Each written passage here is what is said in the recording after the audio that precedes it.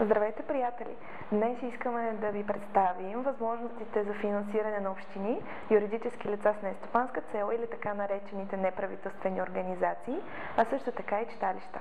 Мерките, които финансират различните инвестиционни дейности, насочени към тези кандидати, са мярка 321 и мярка 322 от Програмата за развитие на селските райони. Мярка 321 предоставя финансиране за основни услуги за населението и икономиката в селските райони. По тази мярка общините могат да кандидатстват с проекти, като строителство, реконструкция или рехабилитация на пътища и мостове, ВиК съоръжения, подобряване на енергийната ефективност на обществени сгради, както и изграждане на центрове за спорт, отдих, културни услуги, проекти свързани с грижа за деца или възрастни хора, както и много други. Спецификата по тази мярка е, че има два списъка с общини. Общини включени в приложение 1 и общини включени в приложение 2. Общините в първото приложение са 178 и са така наречените общини извън агломерационните ареали. Те са сравнително по-малки, по-слабо развити спрямо останалите общини в страната. В приложение 2 са посочени общини с населени места под 2000 еквивалентни жители. Двата списъка сме поставили по-долу в статията. В зависимост от това в кой списък попада вашата община, се определя за какви дейности може да се кандидатства по двете мерки. Таблиците за допустимите дейности отново може да видите в статията по-долу.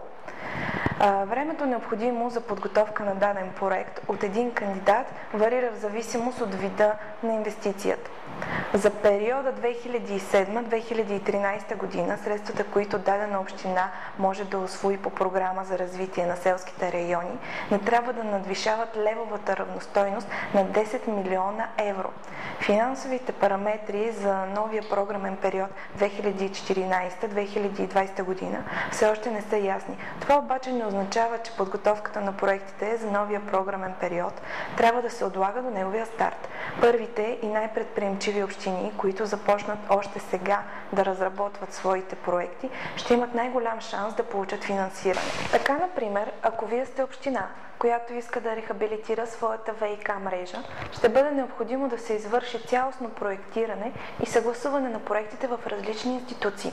Това отнема време и в зависимост от мащаба на проекта може да продължи между 6 и 18 месеца.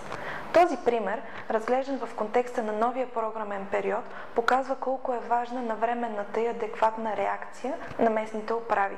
Допълнителен плюс на по-ранната подготовка са благоприятните условия, в които са поставени кандидатите. Това показва и нашия опит в подготовката и управлението на проекти, финансиране с европейски средства.